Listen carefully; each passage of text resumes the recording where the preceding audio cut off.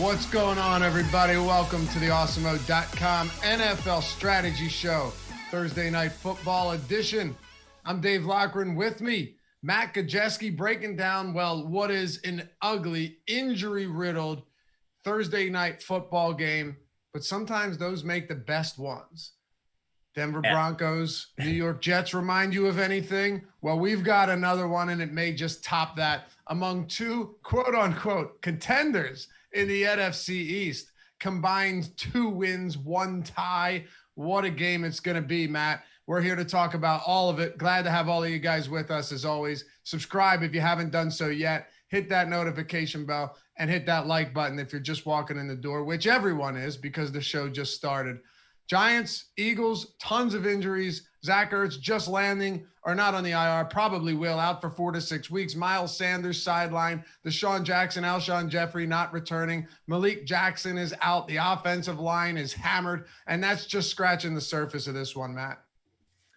Yeah, my goodness, man. So the Philadelphia Eagles are just like the land of opportunity for skill players like Boston Scott, 6th-round pick. Corey Clement, undrafted free agent. Travis Fulgham, 6th-rounder. Quez Watkins, John Hightower, all 6th-round picks or later. Like, I mean, if you're an undrafted free agent, I think you just go to Philly or Miami at this point. And a lot of people might not like this. I'm super excited. Watched a lot of these guys in college, and I think it's going to make for an interesting single-game slate. Me too. And I think that Travis Fulgham is the real deal, as I've said many times. Well, we'll get into all of this. As a matter of fact, I don't want to dive into anything yet. I don't want to jump the gun here because there is, believe it or not, a lot to talk about. As a matter of fact, with these type of games where you're dealing with such a laundry list of injuries, it actually, adds to the appeal because you have so much more to digest, and there are so many different ways to attack games like this. Whereas on a game with a bunch of studs on both sides, 2 very good, healthy teams, you could run out like a $200 cheap guy that might see 1 target and needs to break off a 50-yard touchdown. But generally speaking, those are the type of games where you're not really winning showdowns by throwing a cheaper, lesser-known guy into the captain spot. So we've got the Eagles still laying 4.5 points at home, Matt. Now, they're allowing minimum capacity or small capacity of fans into attendance, 7,500 people. But that includes the people working, the concourse. That includes personnel. So really, it's probably like 6,000 or something like that. It still looks very empty, but I don't know. Maybe there's some tiny, minuscule impact there. 45-point total. It opened at 5.5 points towards the Eagles, but yeah, they're still favored, and that says a lot about this Giants team too. I'd say it's more an indictment on them than than praise to the Eagles. Yeah, I agree 100%. And we talk about the injuries on the Philadelphia side. New York is a fairly healthy team, and they're still getting this, I don't know, it's like a little backhanded slap here from the Philadelphia Eagles coming in as near touchdown favorites in this spot. I mean, New York hasn't been able to run block whatsoever. Even when Saquon was back there, they were one of the worst units. Pass blocking, not much better. You look at the signal caller, Daniel Jones, he's 26th or worse in completion percentage, yards per attempt, basically all the main quarterback stats you look at. I mean, Wentz hasn't been good either, but I mean, Daniel Jones with healthy bodies relatively around him, not ideal. No, and by the way, I guess I said Deshaun Jackson was out. My mistake. I meant to say Malik Jackson. I think I actually said that twice. But yeah, Deshaun Jackson in, Alshon Jeffrey out, Zach Ertz sidelined for 4 to 6 weeks, Miles Sanders out as well. Listen, it's hard to keep track of all this. I think I even forgot to mention Dallas Goedert, who isn't even practicing yet, Matt. So they're down a lot. The offensive line has been another area of struggle for them. But before we get to the Eagles, the home team, let's start it off with the New York Giants on the opposite side of this game, getting 4.5 points again, 45-point total. They lost, 2 very important players to start the season, namely Saquon Barkley. They're running with guys like Devontae Freeman, who, believe it or not, despite all the injuries to the Giants, the Eagles still have a pretty formidable front 7. They have a pretty good run defense that we've seen shut down a lot of decent running attacks.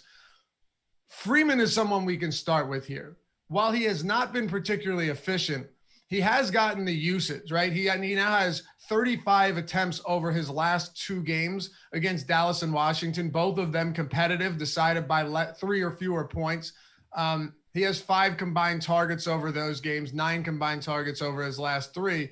So they've clearly at least accepted the fact that while their run game stinks, the offensive line can't run block, and Daniel Jones isn't scaring anybody into opposing teams selling out to stop the pass, Devontae Freeman is at least expected to get the lion's share of carries in this New York Giants backfield. Yeah, and it's interesting because they seem to be willing to give him 17, 18 carries specifically, regardless of game script.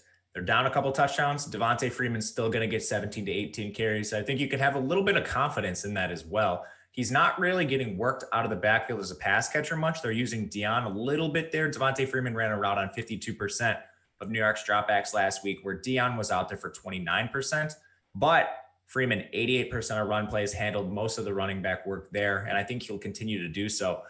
At his price on DraftKings, which I think is semi-reasonable, he's cheaper than Daniel Jones, he's cheaper than Darius Slayton. I think that's some moderate volume you can just lock in with Freeman. It is, and that's really what it comes down to. I don't necessarily think there's anything really redeeming about this spot for Devonta Freeman, outside of the fact that you can't really rely on this game to get out of hand. Now, I talked to somebody on Twitter yesterday about projecting game script.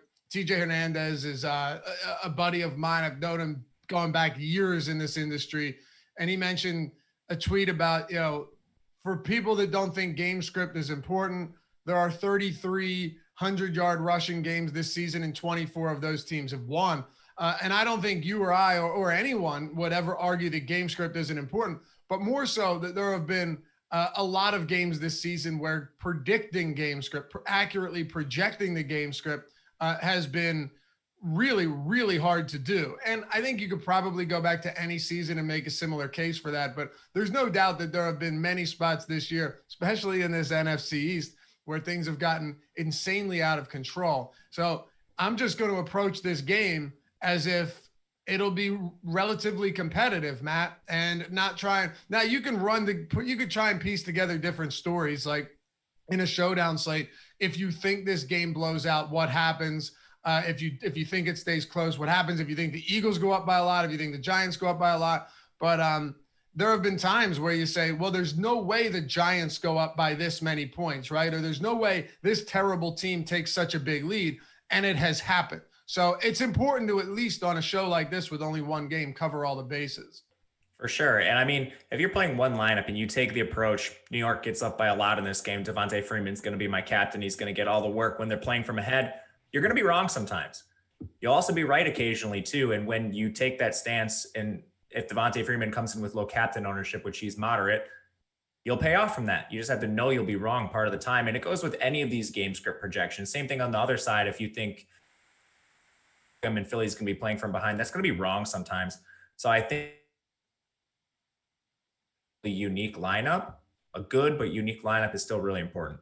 Yeah, it really is. Now, one thing, Marcus Terry, thank you for the super chat, brother. He says, if Philadelphia's run game relevant tonight? And if so, is anyone other than Boston Scott C. Raps? We will get to that. Don't worry. But we've got to cover the New York Giants first. Again, thanks, Marcus, for the super chat. The backfield, outside of the backfield in New York, you've got an incredibly stagnant passing game, right? There's really nothing that stands out on this offense that gets you feeling good about their prospects tonight or really any night. Now, the Eagles secondary has shown problems. There's no question about that. They struggle with speed guys. We've seen that time and time again. But unlike last year, they do at least have Darius Slay, who you look at his grade on PFF. He really hasn't stood out as a stud, but there's no question that he's not a guy. He's a huge upgrade from everyone we had last year, right? And I'm expecting to see Daniel Jones look away from him today. And if that happens to be the case, this is where I'll go to you, Matt. If that happens to be the case, does that make any difference to you or not? Because it's a weird spot where Darius Slay has shadowed a lot of players this year. Like Marcus Brown last week really got no work whatsoever. But I don't see this being a spot where Darius Slay is in a shadow coverage situation unless you do. I don't think he will be. I'm not sure who you would want to shadow him with because we get Sterling Shepard back tonight, or supposedly he's going to test the toe out pregame and see how it does. It seems like they're pretty confident he'll play. So am I. Who do you think is the number one between him and Darius Slayton? Because I don't have a strong lean there. I don't either.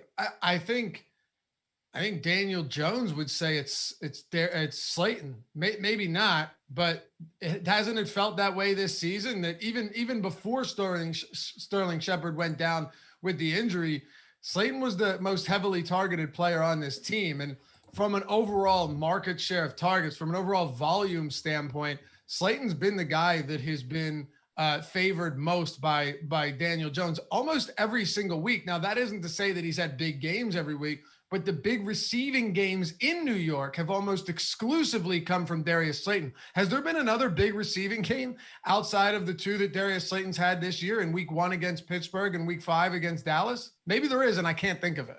No, you're on it. There absolutely has not been. So you're 100% correct. With Slayton, I think, we have one game essentially where he out-targeted Sterling Shepard, and it was 9-6. After that, Sterling Shepard got hurt in the second game. So it's not like we're dealing with a large sample there. I'm a little concerned that Darius Slayton's target share is only 23%. Like for an alpha receiver, normally you'd like that to be a little higher.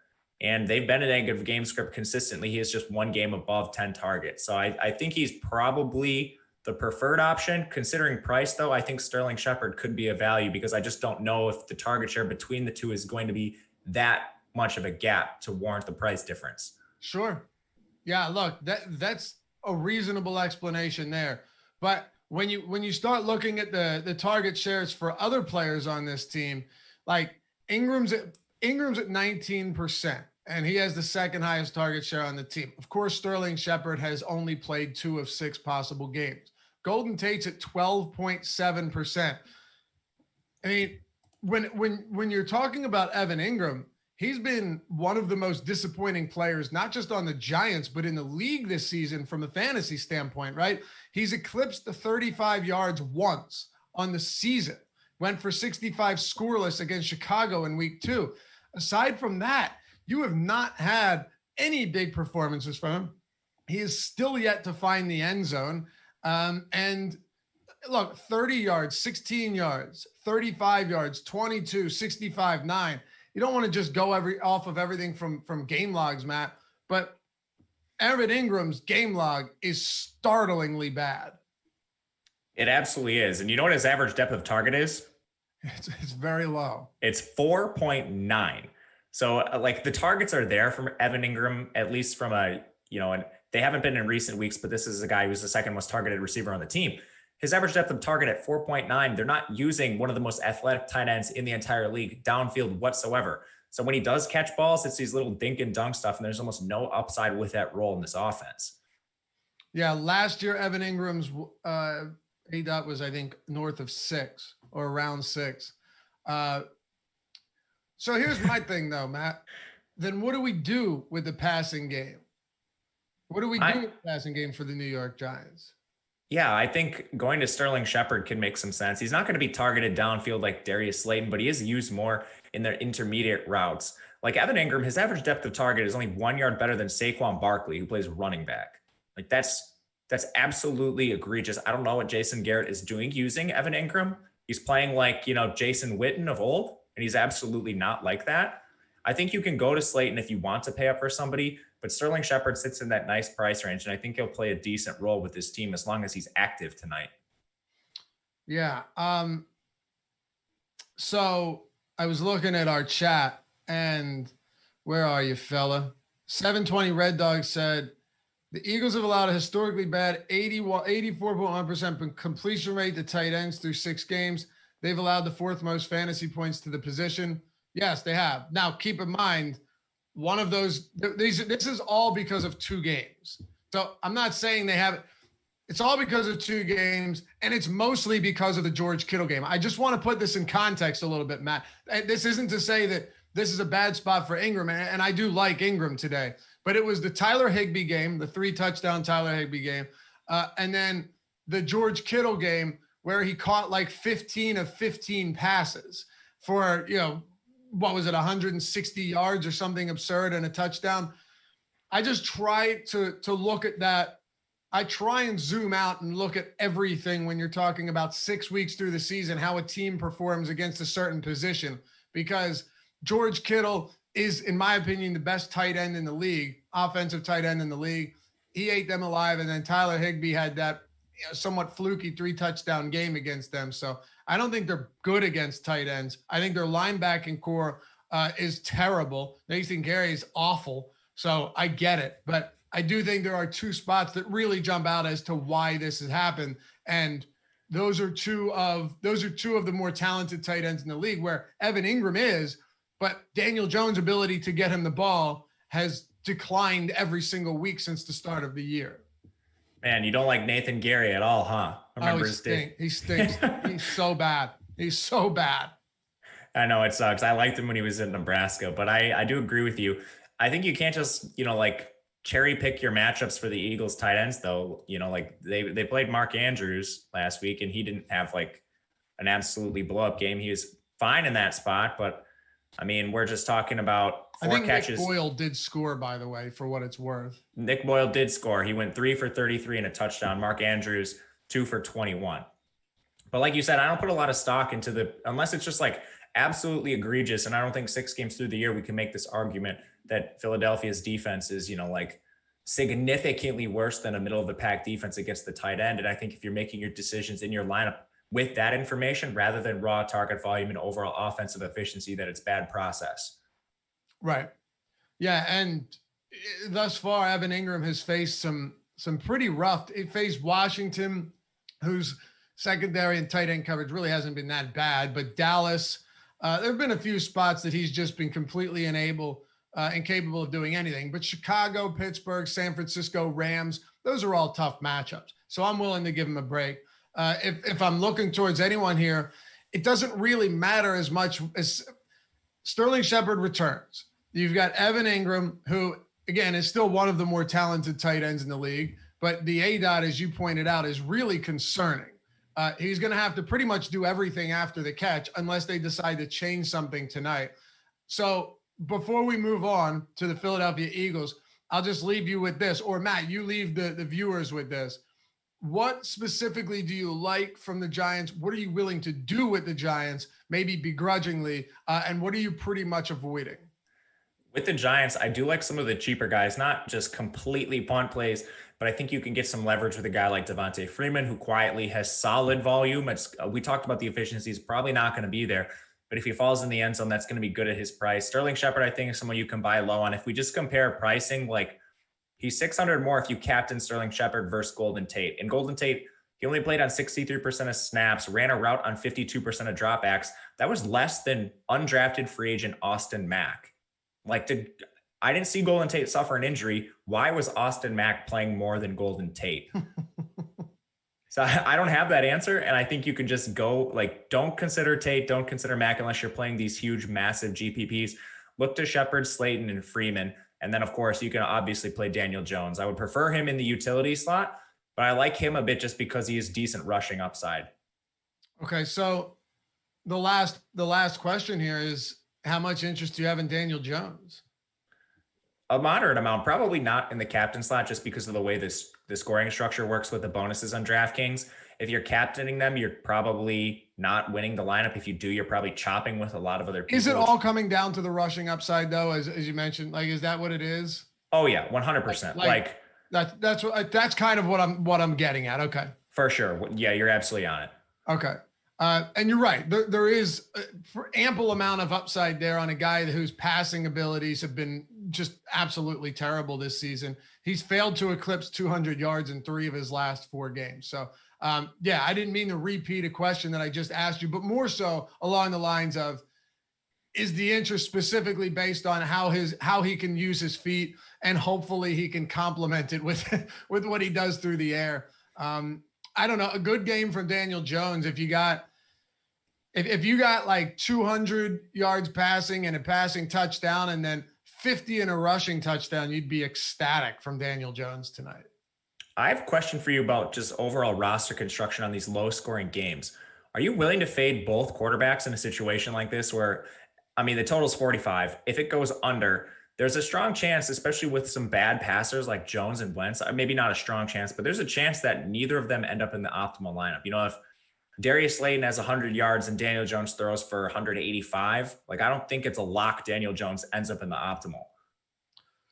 If you're doing that, then if I'm doing that, then I'm probably playing both defenses, or at least one in all of those lineups, because I don't really have a ton of confidence in either team's rushing attack.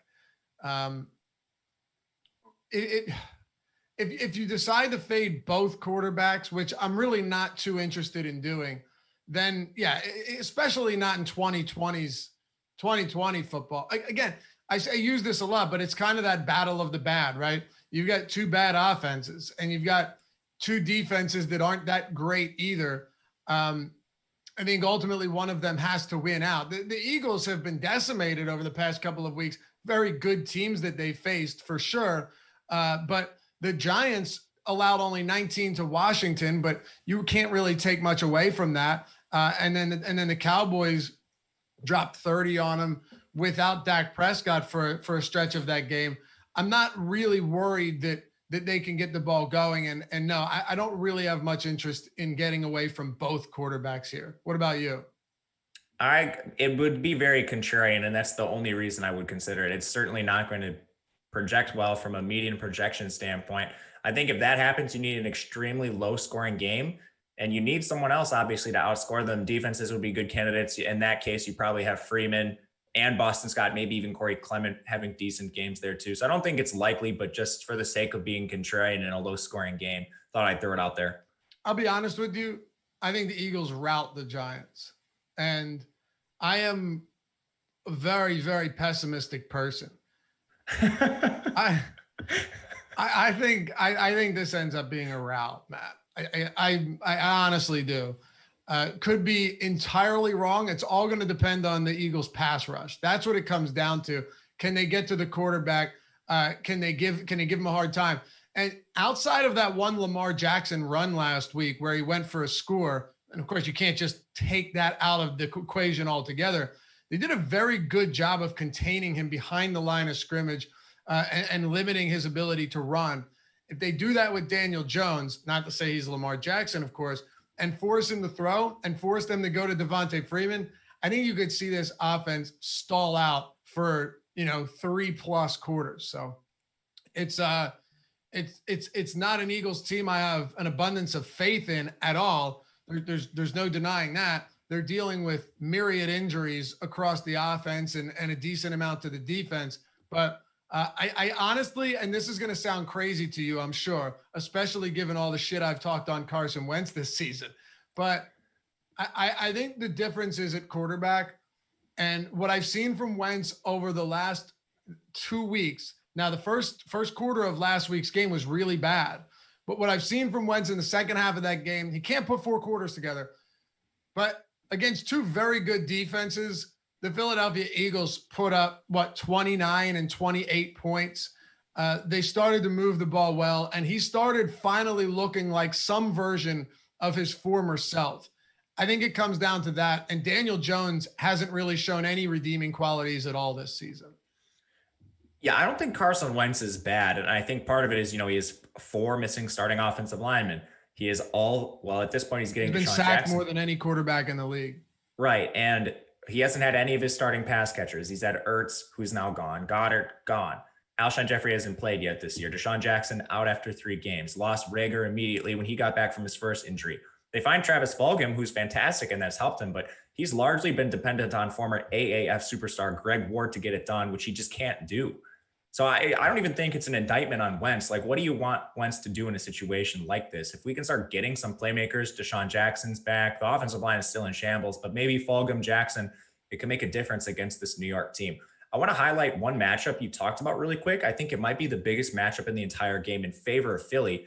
It's their pass rush, which if you just look at, like some pressure rate statistics, even PFF grades, they're 3rd in overall pass rush grade. Conversely, the New York Giants have not been able to pass block whatsoever. They're dead last, according to Pro Football Focus, in pass blocking. Daniel Jones has been sacked a lot himself. He mitigates some of that with his ability to scramble, but I think he'll be in duress a lot. So do I, Matt. That's exactly what I'm saying. Yeah, I think that's going to be where this game is decided. And that's also one of the reasons, before I forget, because sometimes you and I'll forget to talk about like the kicker or defense position.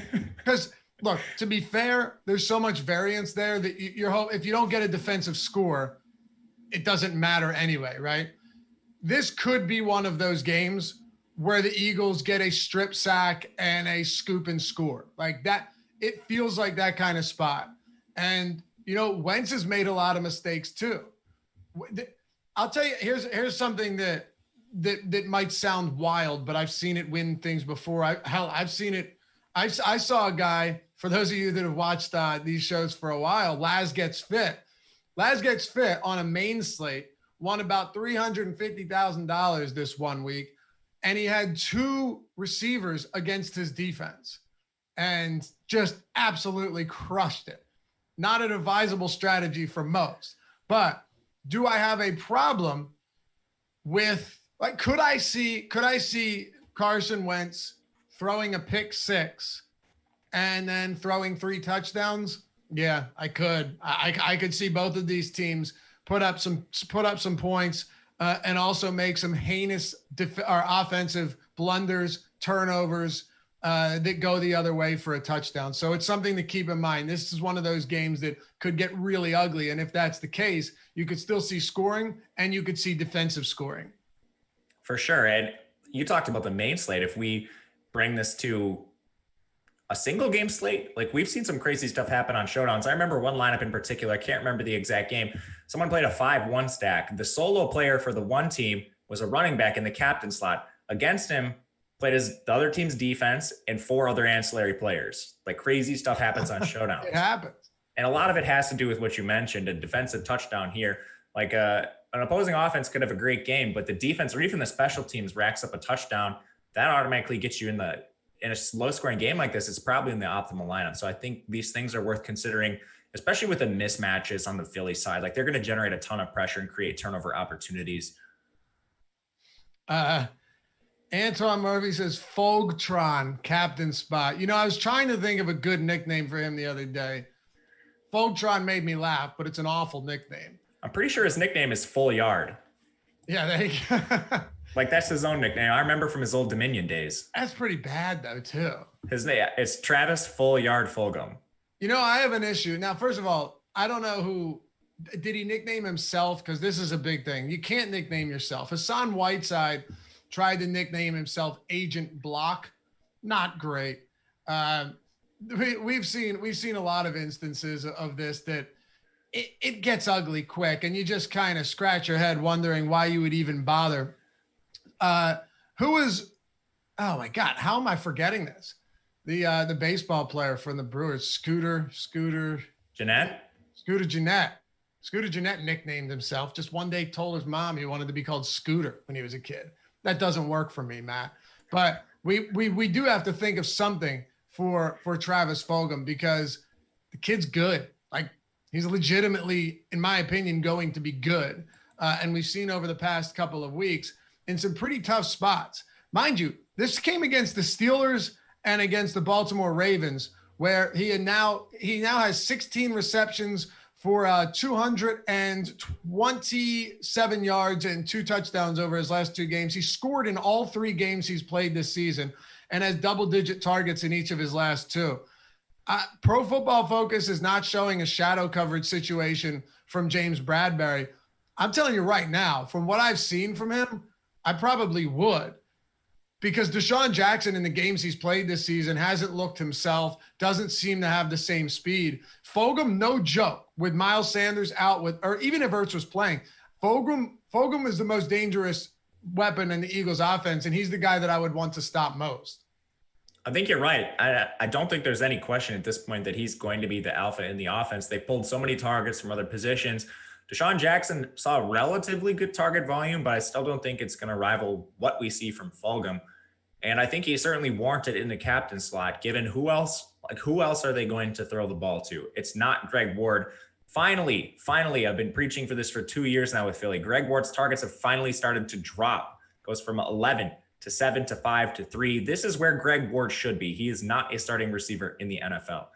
I wish they would just pull him off the field and put like Fulgham in the slot, Deshaun Jackson in the slot, even John Hightower in the slot. Get Greg Ward off the field, but he's going to keep playing, I think. He made one really great catch last week, and that was about it.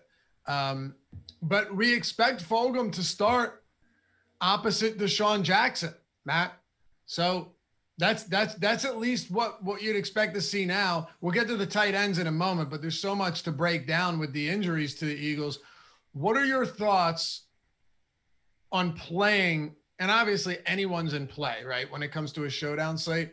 But is there any narrative you see playing out here with Deshaun Jackson, with Fulgham, with Greg Ward? Obviously, you just said you're not a big fan of Greg Ward and want to get him off the field. Hightower, I can't imagine that Hightower's going to see a whole lot of usage in this game with Deshaun Jackson coming back, especially after missing what would have been an easy, long, deep touchdown on the opening drive of last week. Where are you going here? Is there anyone you really like for the Eagles passing game at wide receiver? Yeah, outside of Fulgham, it's going to be Deshaun Jackson. I think Deshaun Jackson is just the 1-for-1 replacement for Hightower. And I wish Hightower would stay on the field, but Deshaun Jackson is basically like a 1-for-1 clone of this guy. Hightower is 6'2", 190, and he's a burner. That's exactly what Deshaun Jackson is. Whereas like Greg Ward, he's not good, but his skill set's not redundant. So I think he'll be on the field despite what I think of Greg Ward's talents. So that should theoretically put Greg Ward in play as a semi-decent play. I mean, if you captain him, he's just 7,200, the cheapest of the main three receivers we expect to see work. For that reason, I think he'll be a little bit contrarian, afford you some salary somewhere else, and he could make some sense there. But if I had to pick one or the other between Ward and Deshaun Jackson, I'll still take the volume with Deshaun Jackson. In his two healthy games, he had target counts of 7 and 9. And I mean, I think Fulgham's clearly the wide receiver 1. After that, I'll try to go with Jackson, take a stab on him over Greg Ward. All right, answer this question for me. By the way, guys, if you're just jumping in, if you haven't subscribed to the channel yet, I think we're up to like 59% now of viewers are subscribers. It was 58% the other day. So everyone doing a fantastic job. We appreciate you for it. Hit that thumbs up, but subscribe if you haven't done so.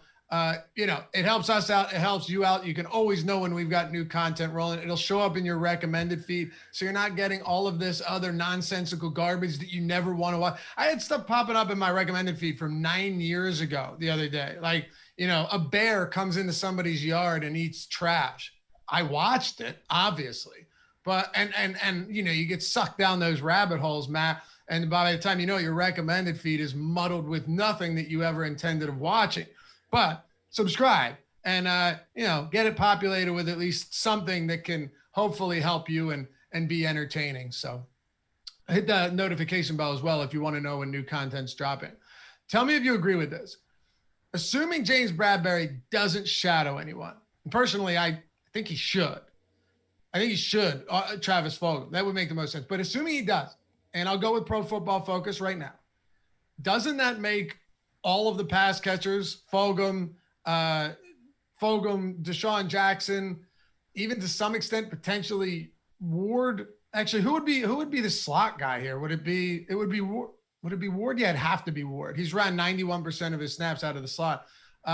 Assuming that's the case and he doesn't shadow, doesn't that make the whole passing offense a lot more appealing? Because Ryan Lewis and Darnay Holmes have been terrible. Bradbury's really been the only guy that's shown a ton of promise, and he's the only really good corner in this defense.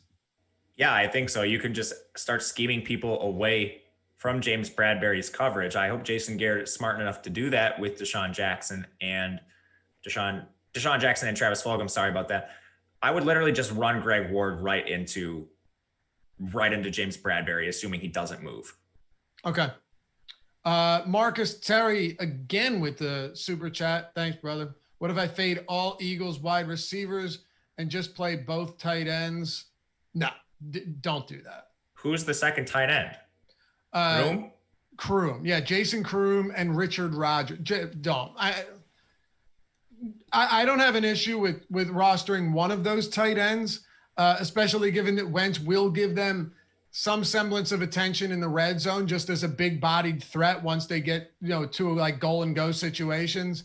But I have no interest in throwing both of them out there, Matt. Maybe it'd be different if there was no Fulgham and Deshaun Jackson wasn't back and your only options were like Greg Ward and Hightower. But even in that instance, I still would not want to do that at all.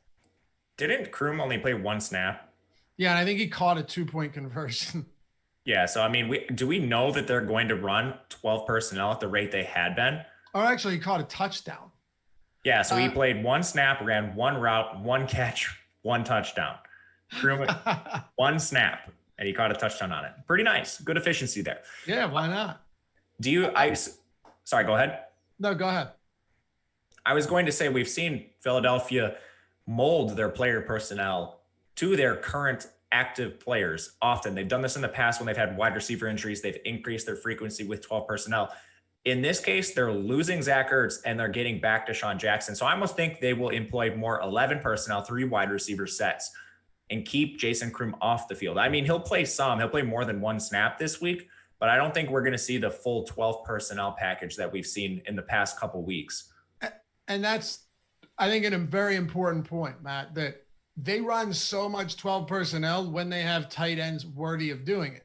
This would not be a team that runs a lot of 12 personnel if they didn't have, quality tight ends. At this point, I don't know. Do you want to keep them in the block?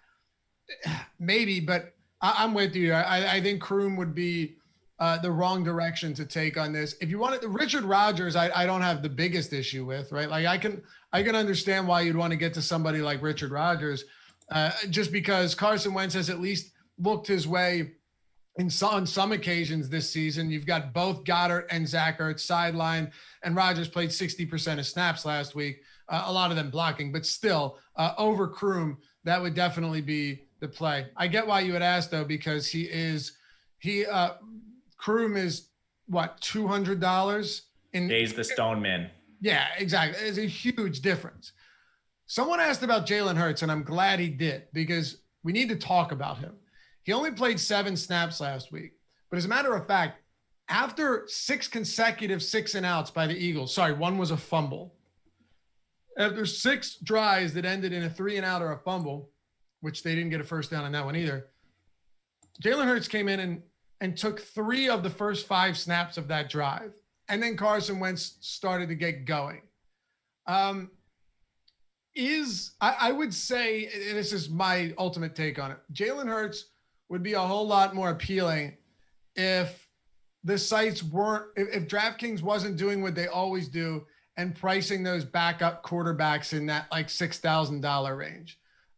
It's very pricey for someone that might make a big play or two, but it's really tough to see myself getting there. Like he played a season high 7 snaps last week. Taysom Hill is usually cheaper than that. And if he was at like a Taysom Hill type price, maybe we could have that discussion, but I think it's going to be pretty difficult to get there at his salary. Yeah, you're on it. Absolutely. He's not even playing the same role Taysom Hill is playing, and he's more expensive in this situation. What are you doing? And I want to come back to this. What are you doing with the running back position? So Miles Sanders missed week 1. We have a small sample of a potential rotation we could see between Boston Scott and Corey Clement.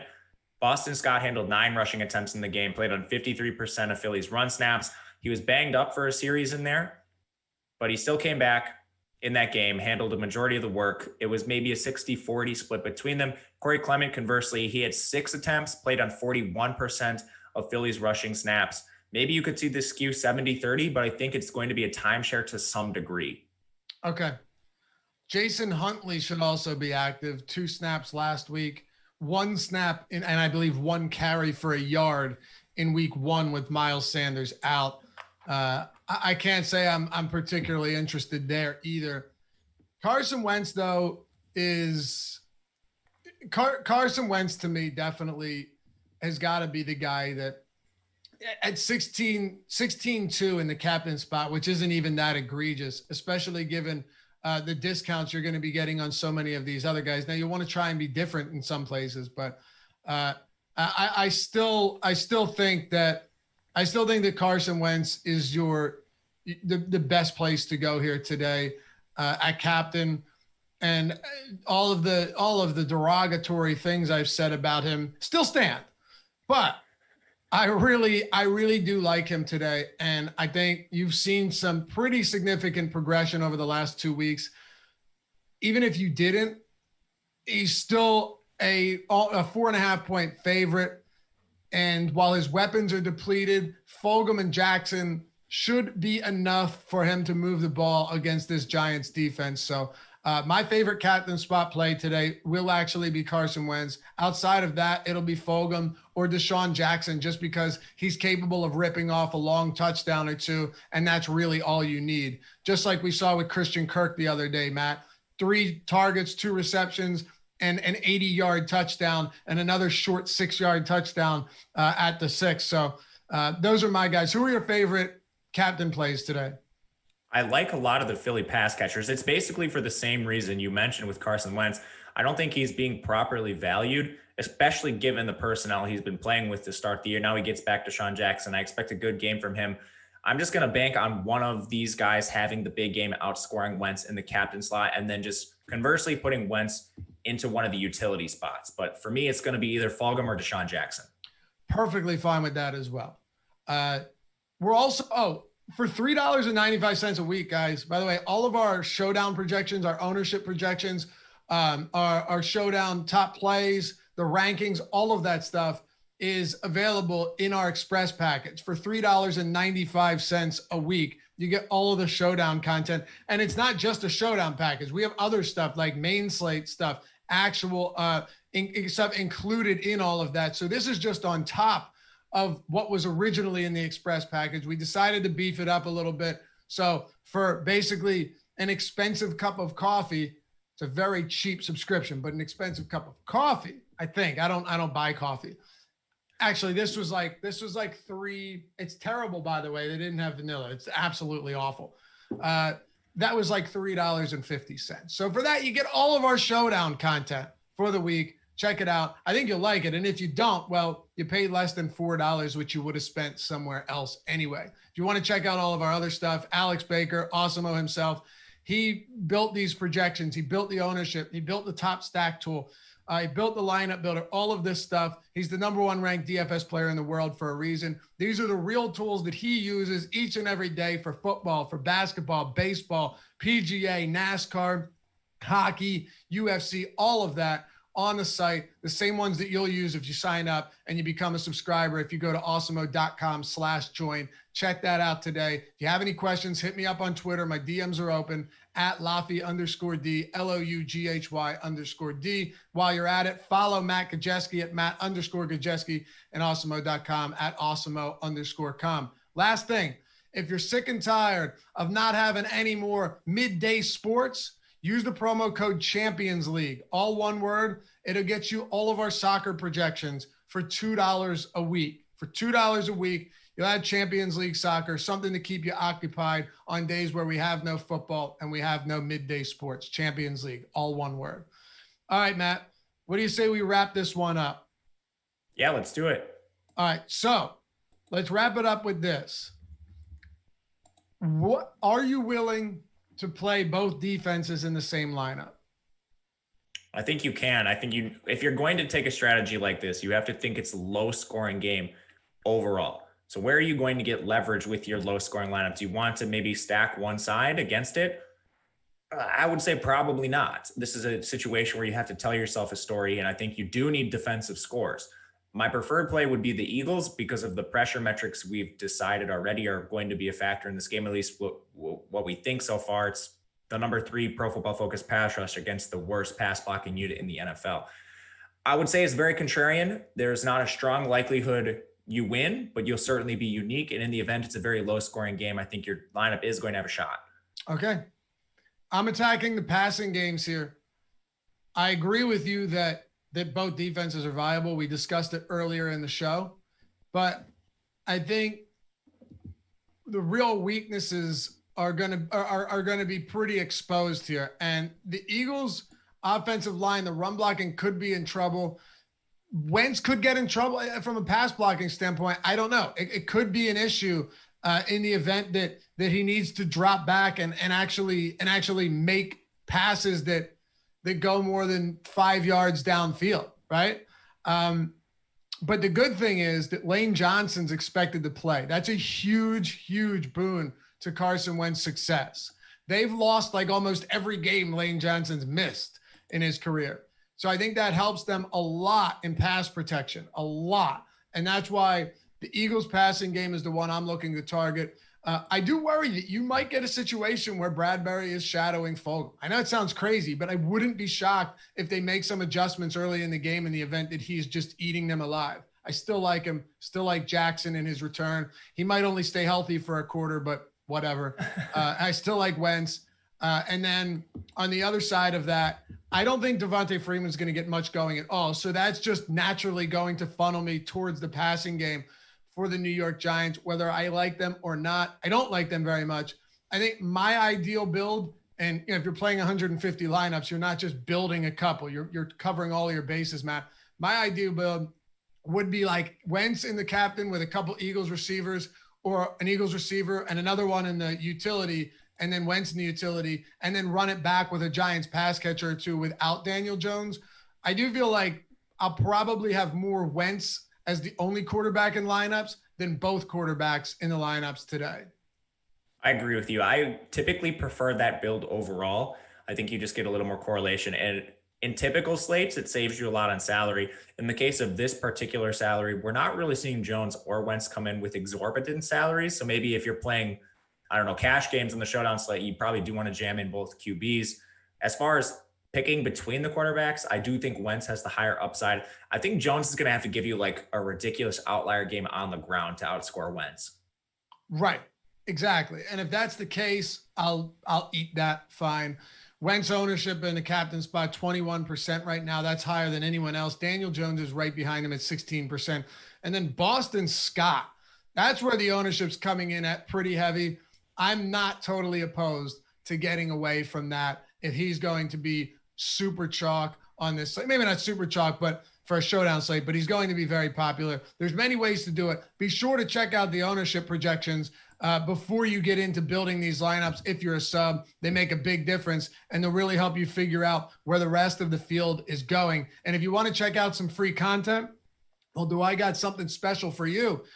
Awesemo's top showdown and single game plays for DraftKings and FanDuel and the NFL lineup builder are free today at Awesemo.com. That single game plays tool is awesome. Check that out. It's entirely free under the NFL dropdown. PGA Top Golfers tool is available too.